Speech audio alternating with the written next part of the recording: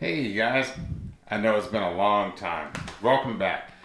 Sorry about the delay. I know last time that I spoke with you, I said I was going to actually have a video the next day or the next day, but things have been changing rapidly, and you guys kind of know that. First of all, I'd like to thank you guys for bearing with us and also to adjusting to Google Classroom. Now that we've got Google Classroom up and running, then the videos can kind of come at a regular basis. But first of all, I just want to tell you that we're going to try to finish out this chapter. And I know last time we were together, it's been, about 2.5 weeks or so.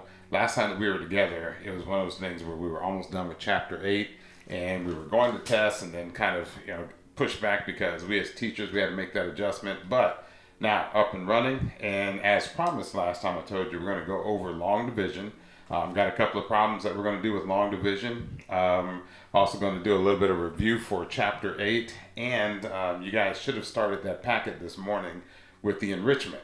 Not going to go over all the problems. We're going to definitely cover a couple of them.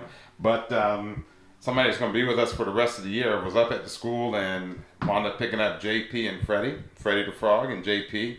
Here's the trivia for today, or if you know this, this is actually a better way to actually get in touch with me with Google Classroom. JP, what does the JP stand for? If you know what JP stands for, don't do it now. Don't run off right now. Just continue watching the video. But when you get a chance, type that in under the math class. And again, if you go in, some of you guys have been sending me messages through that. So if you go in, type that in, you guys should have a hint at what JP stands for. We got Freddie the Frog's going to be with us, got JP, and a couple of other things along the way that we're going to try and do from here on out. And again, it's a long process. Bear with us. If you got any questions, I think especially being in classroom, you can ask me direct questions, and I'm going to definitely try to get back to you as soon as possible. Because one thing that the classroom message board does is as soon as you send me a message, it pings my email, so that way I know that I've got a message coming in. So again, anytime you guys want to get in touch with me, or you have a question, just go ahead and do it that way. But long division, as promised, I told you we're going to do long division. I think I put a note on Google Classroom. You might have seen it, you might not have seen it, but anytime we do the videos, go ahead and get yourself a piece of paper and 3 sharp pencils if you have 3 sharp pencils around the house. But go ahead and do that. And this way you guys can go ahead and get that together. And then if you can't, pause this and then we'll start going from there. But what I want you guys to do, don't write them all down at one time, but this is what we got. These are the 3 long division problems we're going to work on today. I'm going to go through those. I'm going to hold that up for 1 second there so you guys can see it. We're going to go through those, and as promised too, I think you guys know about long division, but then basically doing the like in the thousands and stuff like that. We're going to go through these, and then again got a couple of other things to go through, and then review for the test. Because what's going to happen too in Google Classroom is you guys are going to get the test, and that's the great thing about it. I can assign it, and then it'll pop up probably like 6 o'clock in the morning on the day of the test. What I really want you guys to understand, you'll see it on Thursday, you'll get it. It's not due back Thursday that day. If you guys do it that way, that's fine, but not due until Friday. So again, no rush. Get it in whenever you get it done, and I can grade it, and you guys can, get feedback from me from there. But meanwhile, we're going to get into long division. I'm still trying to organize my classroom as well. I don't have a command center yet, but what we're going to do is very first problem. This is long division. 725 divided by 8. 725 divided by 8. You're going to see me kind of move in and out until I can actually kind of get my studio set up here.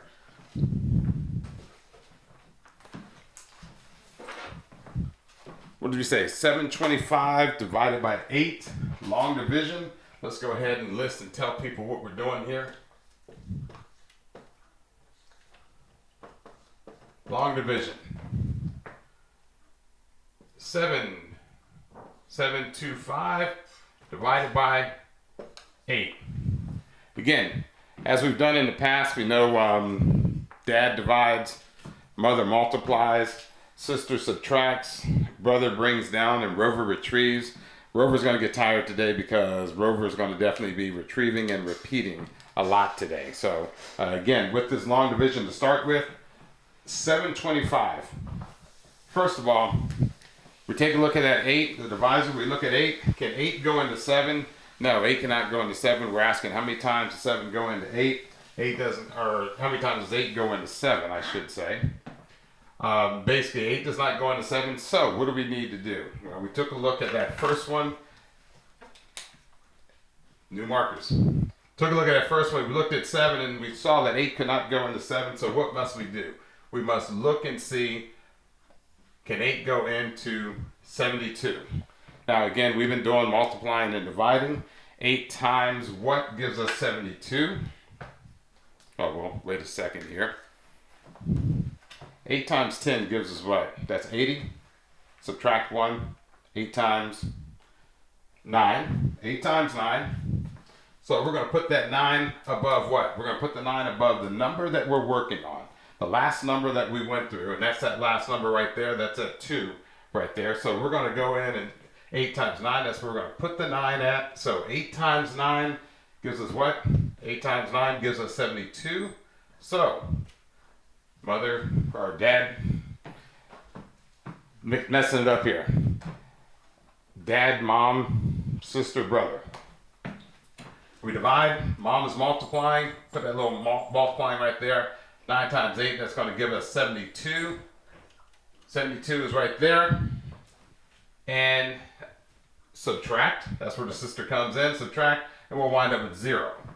We're going to wind up with 0, then once we wind up with 0, what do? Bring down to 5. Bring down to 5, and can 8 go into 5? Actually, move my head out of the way. Can 8 go into 5?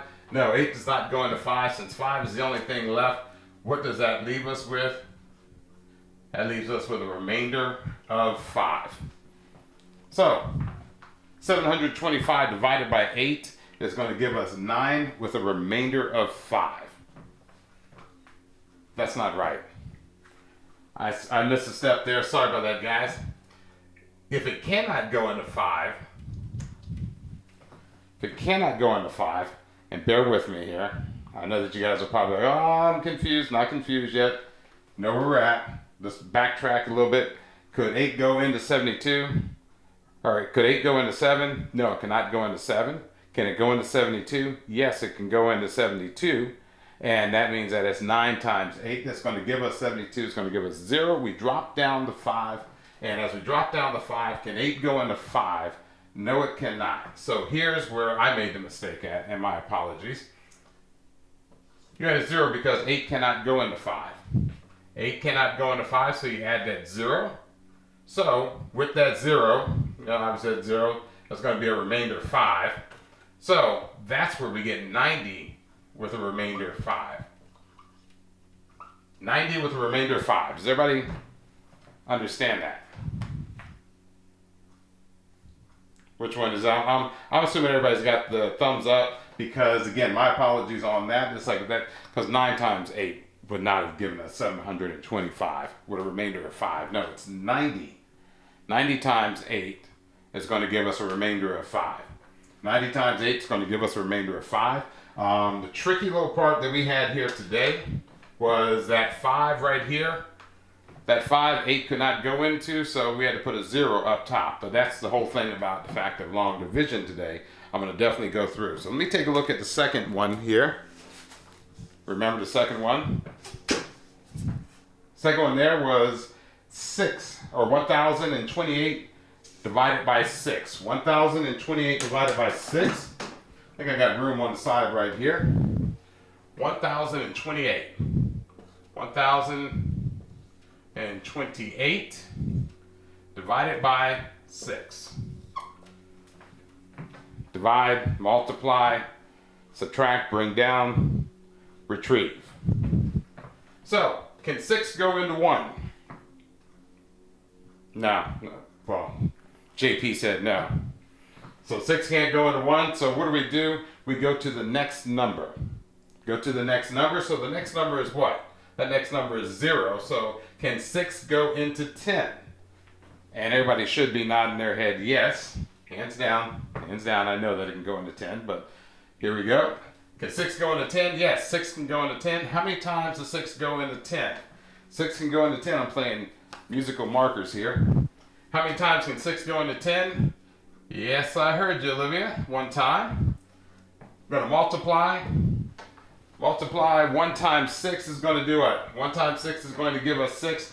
Here is the thing. Hannah, you can remind us. It's imperative. Imperative that we do what? Imperative that we are making sure that we are keeping our rows in order. If we are dealing with that 0 slot, and that's the hundredths slot with that number 1028, if we're dealing with that, then we need to make sure that we are putting the number down when we multiply where it should be at. Because think about this. When we multiply 1 times 6, we're not going to put that 6 here. We're going to put that 6 here. Makes sense. I mean, I say, hey, it's common sense. But the reality is that's where we're putting that number at. Putting that number right below the 0 where we're at here. If you put the 1 up there, that's where everything kind of lines up right there. And again, our key word there, imperative. It's imperative that we do this. Actually, I'm going to do something a little different here so that you can probably see it a little bit better. Going to put our 6 right here. So, did our multiplication, did the 6, and what should we do? Hey, put that 0 right there. So now, what are we doing? We're subtracting. We're subtracting. 10 minus 6 equals what? 10 minus 6 equals 4. And bring the 2 down. Bring that 2 down because that's 2 minus 0 is 2. So we bring that down. Now, Rover is going to repeat. Can 6 go into 42? What is 6 times what gives us 42? 6 times what gives us 42? Yes, that is very correct. 6 times 7 gives us 42. 6 times 7 gives us 42. So we put that 7 there, and then what are we doing with the 7? 7 times 6 is going to be what? Look, it goes in perfectly. So 7 times 6 is going to be 42. What are we doing now? Sister subtracts. 42 minus 42 is going to obviously be 0. Then we're going to have what? We're going to bring down the 8. We bring down the 8. Can 6 go into 8? 6 can go into 8. The obvious thing is how many times? Yes, 1 time. 6 goes into 8 1 time. So, put that 1 up there. 6 goes into 8 1 time. And 1 times, multiply it again. 1 times 6 is going to give us 6. Again, where do we put that 6 at? Right there. Excuse me, guys. Make sure that they can see. Put that right there. Subtract with our sister. That's going to give us 2. It's going to give us 2. Obviously, 6 cannot go into 2, so that gives us what? It gives us a remainder of 2. Remainder of 2. So that means that 1028 divided by 6 is going to be 171 with a remainder of 2. 171 with a remainder of 2. Anytime that you have any questions or any doubts about your math or multiplying long division like that, just multiply 6 times 172 or 171 and see what you get. And what you're going to probably wind up with is 6 times 171. You're going to wind up with 1026. And why 126? Because you got a remainder 2. So that's where that comes from. Okay, let's go into 2 more for long division. 2 more long division, if you guys remember. Problem number 3. 1,232 divided by 4. 1,232 divided by 4. Again, forgive me for moving around so much, but let's go ahead and erase that. And if you got any questions, just let me know and we'll make sure that we kind of get it through to where you guys can understand it a little bit better. I think that's about the best we're going to get right there. All right, let's go straight forward. We said 1,232. 1,232 divided by 4. Make our little house right there. I'm actually getting close to the top, but I think you guys can still see that. First thing we do. First thing, can 4 go into 1? No, 4 cannot go into 1, so we jump to that next number. Jump to the next number, that is 12. 4 times what? Or how many times does 4 go into 12? That's basically what you should ask yourself. How many times can 4 go into 12? And this one just happens to be one of those deals where 4 goes in there evenly. So we're going to go 4 times 3 is going to give us 12. We go back in, we multiply 3 times 4. That's where we get 12. Sister, subtract. And we're going to wind up with 0. Of course, bring that down. So now we got 3. Can 4 go into 3? No, it cannot. And here again is one of those things where I'm just doing this for a visual so that you guys can see exactly how we're lining that up. Can 4 go into 3? No, 4 cannot go into 3. So what must we do? This is like that other problem that we just had. If 4 cannot go into 3, it goes in there how many times? 0 times. 4 goes into 3 0 times. So that means that we put that 0 up there. Where do we put that 0? Right in line with that. So what's the next thing that we do? We bring down this 2. And don't get confused by this. I put a little question mark there. Don't get confused by that. We still know we're dealing with 32. We're not dealing with, 0.32 or anything like that. That's just for our reference. So you can kind of disregard that, get that in your head and say, we don't really need that. So 4, can 4 go into 32? Yes, it can. How many times does 4 go into 32? If we multiply 4 times, 8 maybe? Yes, it goes in 8 times. I heard that from the back someplace. 4 times 8 is going to give us 32. Again, making sure you're staying aligned. Subtract with our sister, and we get what? 0. So, 1,232 divided by 4 equals 308. And if we multiply that out, 308 times 4, if we multiply that out, 4 times 8 is going to give us 2. It's going to give us 32, but we put the 2 down there, 3 up top there. We keep going down the street, and 4 times 0 is going to give us 0, plus the 3 that's up top there, that's going to give us 3. And then 4 times 3 is going to give us what? It's going to give us 12. That's how you check your answer. If you ever had any doubt or any questions. So, if somebody says on a test, check your answer. Oh, but I know I'm right. Check it. How long did that take to really check that answer? Doesn't take that long to check it. So, again, that's our biggest thing. Is just making sure if you got any question, if you're taking a test and somebody's giving you a chance to check your answer, that's what you need to do. So, we had 308 times 4. We wound up with 1,232. Last one for the long division, and hopefully this isn't as difficult. It's very easy to do I shouldn't say easy, because nothing is easy. You guys remember that in class when we say that, this is easy. Remember, you start tripping up a little bit down the line once it gets harder. But the one thing is that when you have a number like 4, and if we had this first number was 8,000, then yes, 4 goes into 8. But see, now we have to deal with the fact that it's not going in that first digit. So we have to go over to the next one.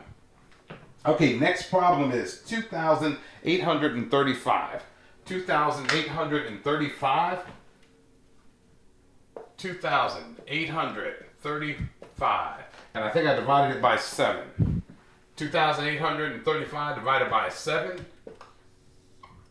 Okay, again, I've done this on purpose for the fact of, no, 7 does not go into 2. So what do? We go to that next slot over there. That next slot, or that next digit, I should say, is an 8. So, how many times does 7 go into 28? 7 goes into 28 4 times. 4 times, multiply. Again, we're multiplying that. So, 4 times 7 is going to give us what? 28. It's going to wind up with 0. What do? We drop that 3 down. I always bring down, This is where, and before when I was telling you guys about, I always put that 0 there just to help you remember that, yes, you should bring that down. You know, somebody might say it's not necessary. I'm just doing it until we take the training wheels off and we can fly down the road with it. So, we got 3. Can 7 go into 3? Of course not. This is the design of the problem today. Of course 7 can't go into 3, so what do? You got to remember to put that 0 up there. You got to remember to put the 0 up there. And let me get rid of that. And get rid of that, because we haven't really finished out that problem yet. But you got to bring the 0 up top there because it cannot go into 3, staying in the lines. Now we bring down to 5. Bring this 5 down. After we saw it couldn't go into the 3, we bring the 5 down. So 7, can it go into 35? Yes, it can. How many times does 7 go into 35? 5. 5 times, everybody. On your 5s, you really should know that. 5 times. So 5 times 7 is going to give us 35.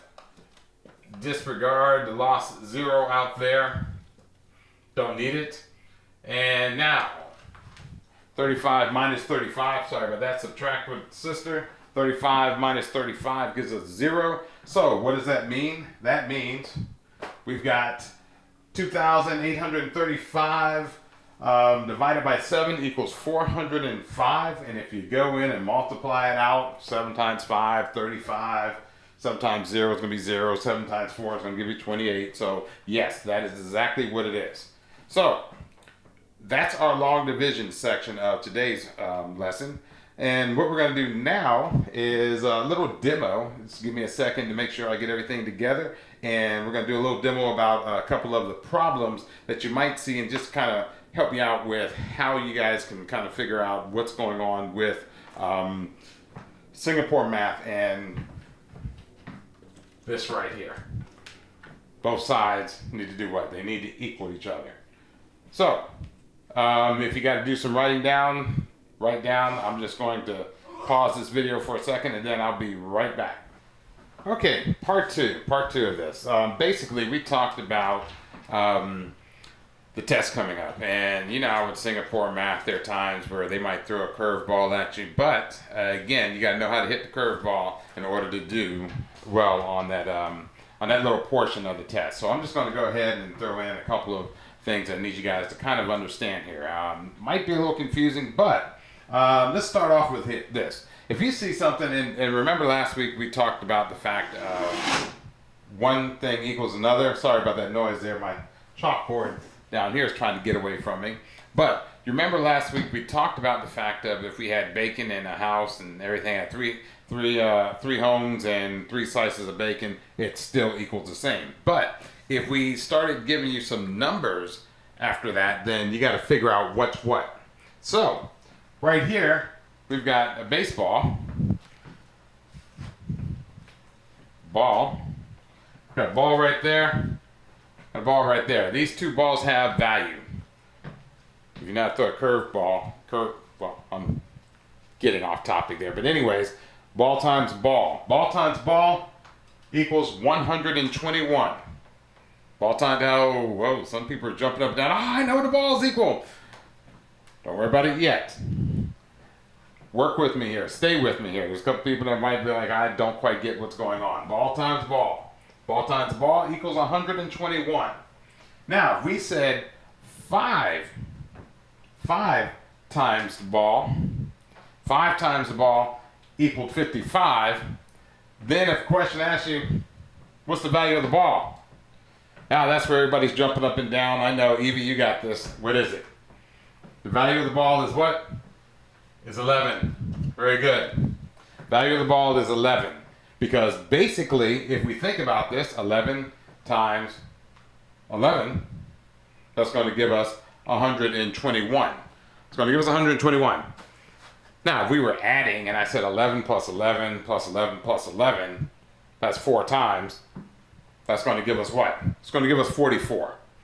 So instead of just showing you 4 balls there with the value of 11, then they're basically saying 4 times the ball is going to be what? 4 times the ball is going to give you 44. In our case right here, 5 times the ball gives us what?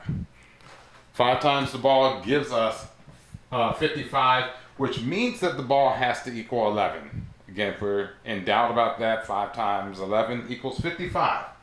5 times 11 equals 55. So now if you see this the other way around, where it's saying blank times the ball gives you 110. So blank times the ball gives you 110. Calm down. Calm down. Jack, what is it? Blank times the ball, the blank must be, make sure you're speaking up so we can hear you through the video. Jack, blank times the ball is going to do what? That's it. 10.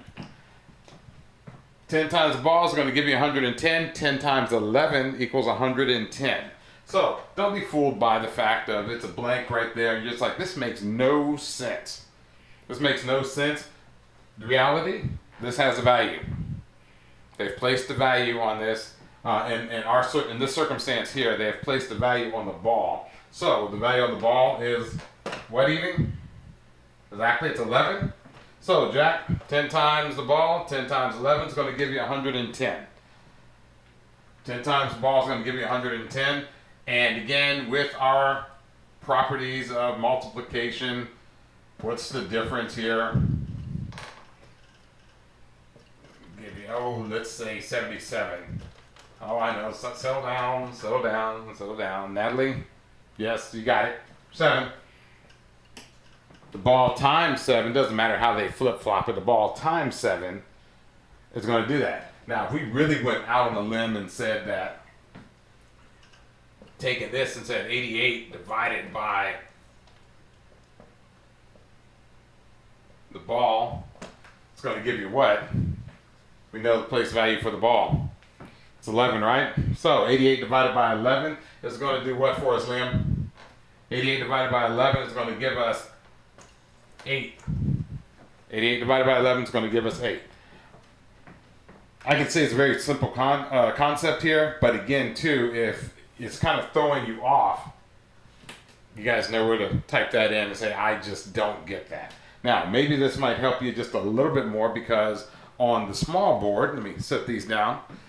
Now, we know that the ball equals 11. This is a totally new problem here. On this problem, don't get confused with the ball equaling 11. Basically, look at it and say, the ball's going to have a totally different value. It's going to have a totally different value because we're working a totally different problem. So on this problem, we've got the ball and a straw, and that is a straw. That is a straw. You know, I put the little lines on there just so you guys didn't think it was a stick. But we got straw and we got the ball. Just like we said before, the ball has a value. The straw has a value as well. Straw has a value. We don't know what that value is yet, but as we proceed and look at the problem, and if it said straw times 5 equals 40, the straw times 5 equals 40. Well, what times 5 equals 40? Yes, 8. 8 times 5 equals 40. No, I said I'm going to get the markers there, but 8 times 5 equals 40. So if we drop down right here, and we already know that the straw equals what? The value of the straw is 8. And if we said what times 8 is going to give us 24, drop a little 3 right in right there. And this is where we're talking about the fact of having values and place values. So let's go back up to the original problem up here. What times the straw is going to give us 40? If we said that the straw equaled 8, the baseball must equal what? This time around, the baseball must equal 5. Because 5 times 8 is going to give us 40. Kind of gave you the answer right there, but it's just something where I wanted you guys to think about exactly, what it is that we had. 5 times what gives you 40? That's 8. So again, don't get confused by the fact that there's a ball and a straw and everything else. It's just a point where they have value, and this is where one of those times where this has value. The ball has value, the straw has value. So again, if we go to this one and we use this and we said the ball the ball equaled what? The ball equaled 5, especially on this last problem. The ball equaled 5. Here's where audience participation comes in. If you had that and basically the ball equaled 5, then a ball times a ball is going to equal what? Ball times a ball is going to equal 25. Ball times a ball is going to equal 25. And, like we said before, ball times straw, ball with the value of 5, straw with the value of 8, ball times the straw is going to give you 40. If we said straw times straw,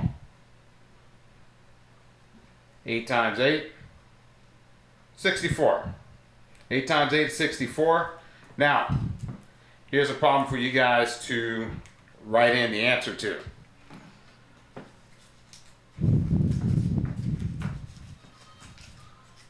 Got 3 straws, with the straw value being 8 times. Let us know what the answer is. Put it in your on your comments line. Let me know. Just say, hey, straw times the straw times the straw is going to equal whatever it's going to equal. So that's a little bonus problem for you right there. And then we're also going to throw this in too. Ball times a ball times a ball times a ball. So that means that whatever our situation is, we got ball times a ball times a ball times a ball. Let me know what that is. And once you guys let me know what that is, here's the tricky part. Ball times a ball times a ball. Throw that in. So I had 4 balls, right? We know what the value of the ball is. We know it not from the first problem, from the second problem. We know that the value of the ball is 5. So we got 5 times 5 times 5 times 5, and throw in the straw. Put it on the comments line on Google Classroom, and then we'll definitely be able to go from there. Everybody got that? Hopefully this did not confuse anybody. It'll probably make more sense once you guys start seeing questions like this, and you probably will see questions like this coming up on the test. Now, again, the enrichment portion of this, I will actually shoot a video. I think I've gotten a lot of stuff out to you guys. I'm gonna let you guys work on that enrichment part. And then I'll be back Thursday morning, probably to work with you guys on that. Thursday, if not tomorrow, but we'll let you know on the timeline, because we ran a little long with this, but we'll let you know about the enrichment portion, because there are 5 problems, or 5 or 6 problems that I definitely want to go over with on the enrichment problem. I know it's kind of stringing things out, and you gotta know whether you got them right or not, but this is going to give you a chance to actually work on it. And then we can definitely cover it tomorrow and go over it. But bonus problems, 4 balls times each other, and then throw the straw in times the straw, and we'll go from there. Once again, appreciate you guys actually being patient and actually working with the technology that we have here in the online situation. Also too, remember the question, JP. What's the JP stand for? We got Freddy the Frog hanging out with us until I think we're going to be here until June. We know that, but again too, this is the week before Easter, so let's get this stuff knocked out this week, and then you guys got a 2-week break, and I'm actually going to have a video for you, Fun Friday on video, and just have some stuff for you guys to do over the break. Nothing to do with school as far as like classwork, but look for that coming up as well. We'll see you guys tomorrow.